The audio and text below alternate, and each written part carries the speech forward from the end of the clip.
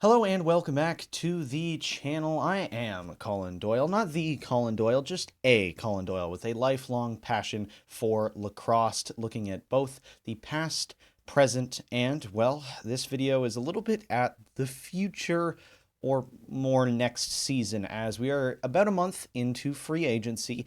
I'm making this video the day before it's supposed to be released. I'm making it on the 7th, so the NLL website and the NLL transactions are up to date as of yesterday, the 6th.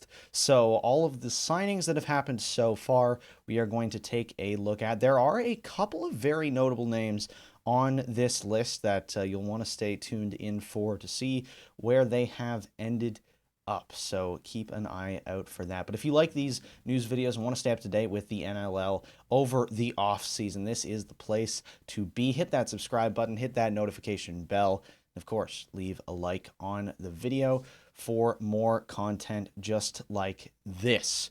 Without further ado, let's take a look at our board for the day. We have our off-season recap here. We're going to start it off with a bunch of two-year deals being signed by a bunch of the Georgia Swarm players. A lot of returning faces here. Ethan Riggs and Seth Oakes,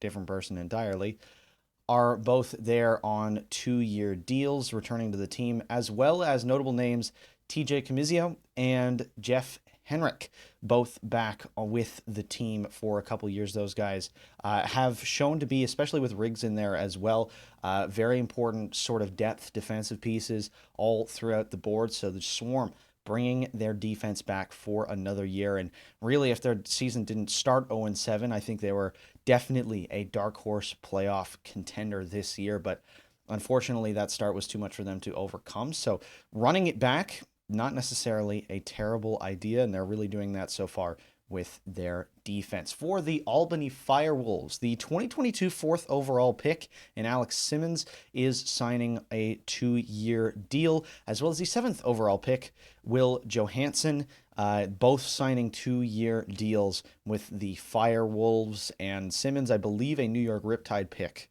if I'm not mistaken. I may very well be. But Simmons signing with the Firewolves this offseason, so a pickup for them that could play a good role in depth for them throughout this year.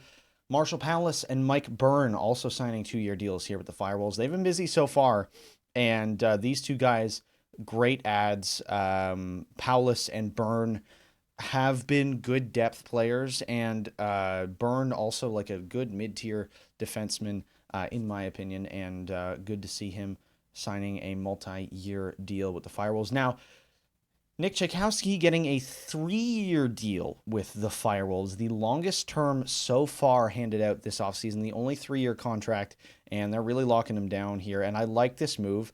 He's shown that he's been growing over the past couple of seasons as a defenseman and has looked pretty good wherever he's been. And the Firewolves seems to be the place that he would like to call home for the next few years. So a good deal for the Firewolves there, especially if it's on a good salary as well. Moving on to the New York Riptide quickly here. Jordy Jones-Smith signing a two-year deal there as well, and a couple of draft picks in Zach Deacon and P.D. LaSala, both signing two-year deals, as well as Jones-Smith signing his own two-year deal with the Riptide. I don't know if Jordy Jones-Smith had ever played with the Riptide before, but he's bounced around on a couple of teams, and the Riptide looking to add some younger depth, and Jones-Smith definitely one of those guys, again, on the defensive end.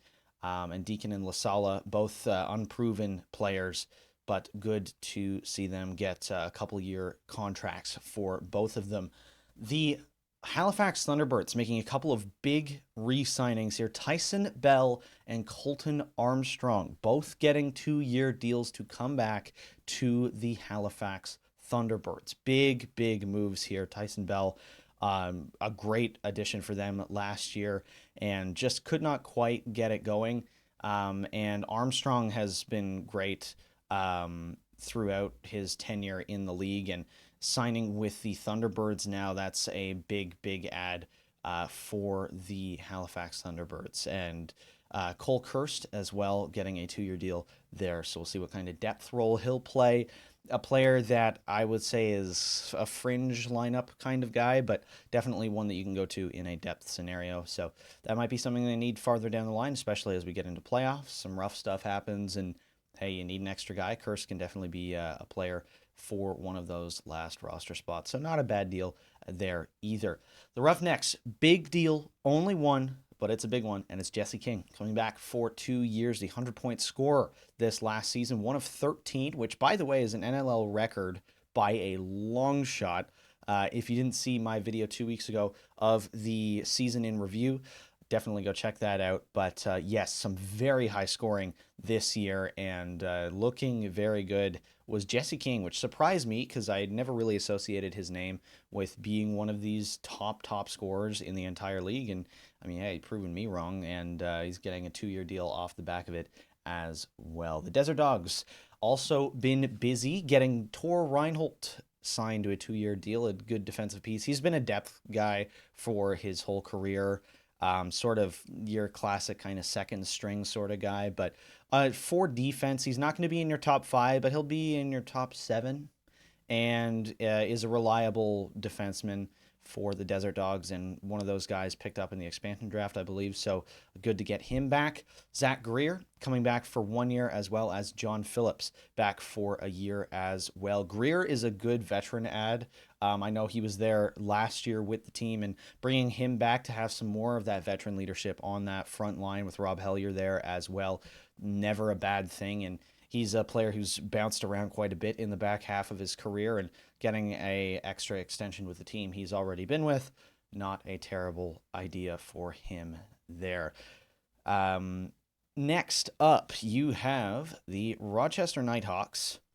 Trevor Smythe, who actually I believe is supposed to be over with the Halifax Thunderbirds. I don't know why he's all the way down here. But Trevor Smythe signing with the Thunderbirds earlier as well for 2 years. Good signing there. Don't know why that messed up. Formatting, love it. Ryan Smith, 2-year deal with the Nighthawks now, moving actually on to the Nighthawks, not the old Nighthawks that moved to Halifax and then rebranded. And Ryan Smith with the actual Rochester Nighthawks, 2-year deal, and Tyler Biles as well getting a 2-year deal there. Lots of 2-year deals so far. That's a very common theme, and we may see these 2-year deals kind of pop up everywhere.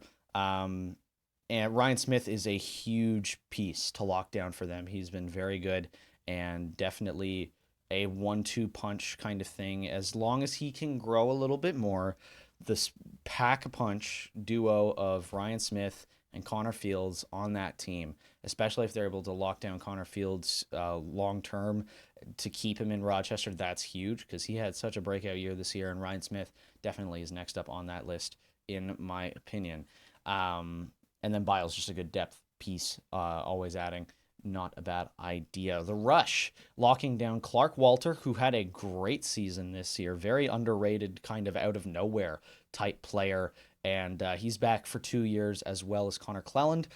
He was a second-round pick in 2020. Still kind of yet to prove himself at a top level, fringe roster kind of guy. But another guy who can step into the lineup need be in an injury situation. So that a big signing for the Rush as well. One more signing to go here, and it's the San Diego Seals, and it is by far the biggest one on this list, in my opinion. The San Diego Seals locking down Curtis Dixon for 2 more years in San Diego. That trio of Dixon, Doby, and Westberg was just nuts this year, and it's going to be great to see them go at it again. The Seals have what it takes to win a championship, but they just got beat by a mammoth team that just had a lot of momentum going into those playoffs, and an unfortunate game there. I believe it was 1 goal too, so just coming out on the bad end of a very close game. And I think for them, like Georgia, but in a completely opposite sense, that they were really good in the regular season and just faltered